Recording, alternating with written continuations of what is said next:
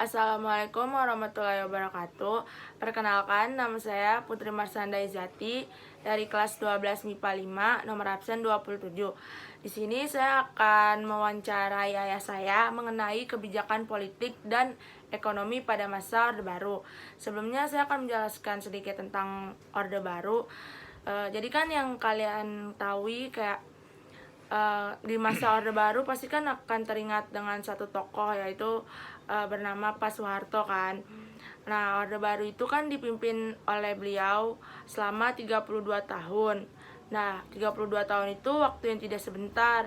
Selama 32 tahun masa kepemimpinannya, banyak kebijakan yang memiliki pengaruh cukup besar terhadap negara kita.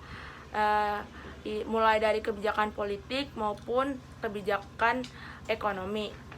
Jadi di sini saya akan mewawancarai ayah saya mengenai kebijakan politik dan ekonomi pada masa Orde Baru.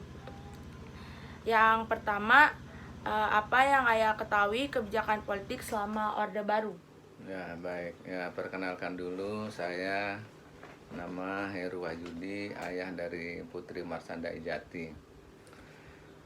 Betul sekali bahwa Orde Baru selama 30 tahun dipimpin oleh satu orang yang berkuasa saat itu, yaitu Pak Soeharto. Dalam pemerintahannya banyak kebijakan yang sudah dijalankan masa Orde Baru saat itu, diantaranya kebijakan politik. Kebijakan politik yang dikeluarkan oleh Orde Baru waktu itu yang pertama adalah kembalinya negara kita Indonesia itu untuk mengikuti pemilihan umum yang pertama, ya, yang dimulai pada tahun 71, di mana ditetapkan dalam sidang istimewa MPR. Nah, dalam pemilu yang pertama itu banyak pengaruhnya pada aparat pemerintah, di mana saat itu semua aparatur negara itu bernaung dalam satu wadah, yaitu Golkar.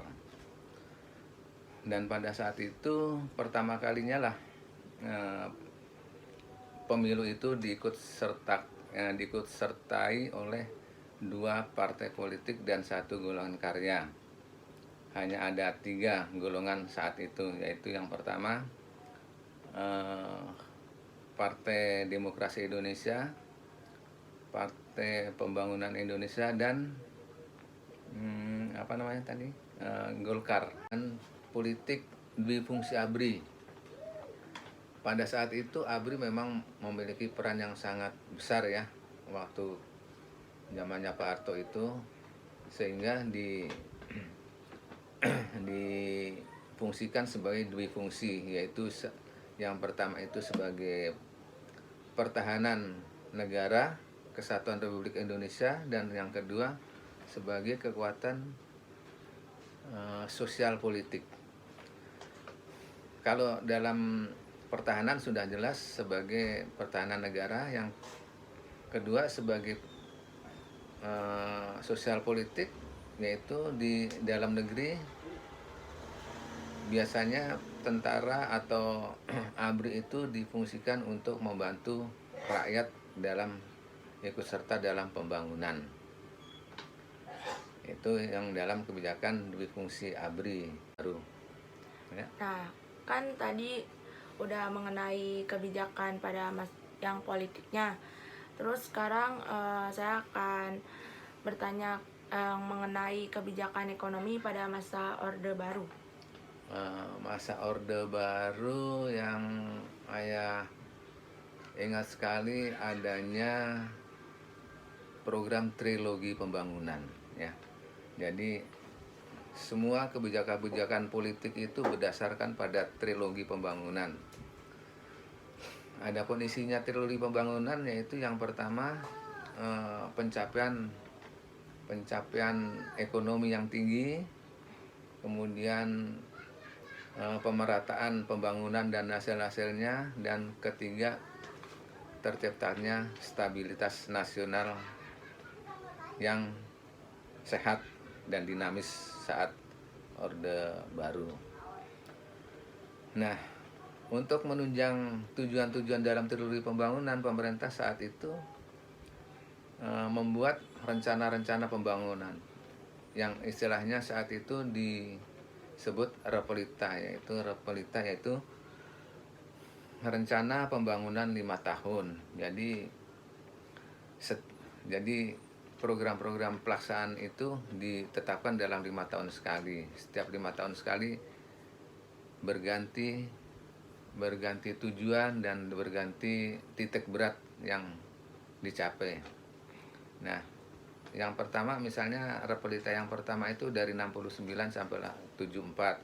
Misalnya titik fokus pembangunannya itu di sandang, pangan, dan ekonomi. Terus kemudian ada nantinya pembangunan pertanian, ya sektor pertanian.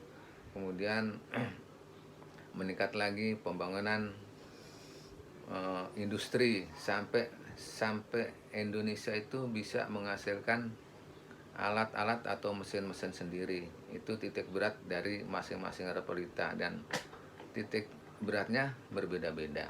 Kan itu udah mengenai kebijakan politik dan ekonomi pada masa itu. Lalu di sini saya akan bertanya bagaimana pengalaman ayah waktu di masa Orde Baru itu.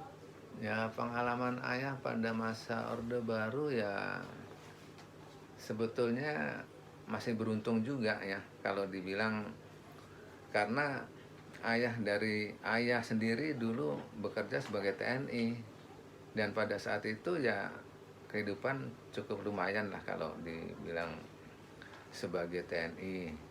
Tapi pada saat itu pun tetap juga sampai seperti sekarang masih ada rakyat yang miskin, yang kehidupannya sedang, yang kehidupannya di atas. Hanya saja waktu itu ada mungkin ya kelompok-kelompok atau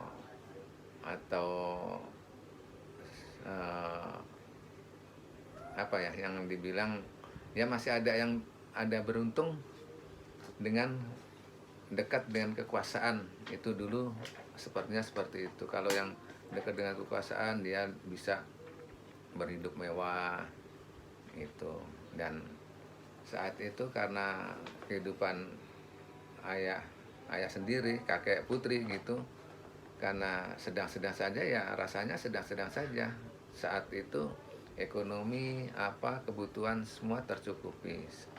Nah, ayah sendiri dari SD, SMP, SMA masih mengalami masa Orde Baru, yaitu sepertinya sih nggak ada kendala saat itu, baik-baik saja dan bisa menyelesaikan sekolah dan tidak kekurangan suatu apapun. Itu sekelumit pengalaman dari kehidupan ayah waktu Orde Baru saat itu. Oke, makasih ya. Sekian wawancara dari ayah saya dalam ruang lingkup pada kebijakan politik dan ekonomi pada masa Orde Baru. Kurang lebihnya mohon maaf. Wassalamualaikum warahmatullahi wabarakatuh. Terima kasih. Waalaikumsalam warahmatullahi wabarakatuh.